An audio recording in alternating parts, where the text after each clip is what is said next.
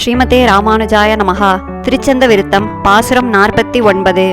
கைகேயினுடைய பணிப்பெண் குனியான மந்திரை. அவள் தன் கூந்தலில் கொண்டை அணிந்திருந்தாள். அந்த கொண்டையில் தேன் நிறைந்திருக்கும் சிறந்த மலர்களை சூடியிருந்தாள்.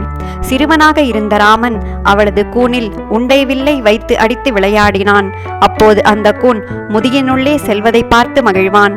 அந்த ராமனே திருவரங்கத்தில் அரங்கநாதனாக இப்போது எழுந்தருளி இருக்கிறான். அந்த திருவரங்கம் என்ற ஊரில் அழகிய நீர்நிலையில் ஒரு நாரை இருந்தது. அந்த நாரை ஒரு பெரிய நண்டை விழுங்கிவிட்டது. அந்த நண்டின் எடை மிகுதியால் நாரை நடக்க முடியாமல் மெல்ல மெல்ல அடியெடுத்து வைத்து நடந்தது. அந்த நாரை தன்னை கொத்தி தின்றுவிடுமோ என்ற பயத்தில் அந்த நீரில் இருந்த கெண்டைமின் அங்கே பூத்திருந்த பெரிய கருணைதல் பூவின் நிழலில் ஒதுங்கி பயமின்றி உலவியது.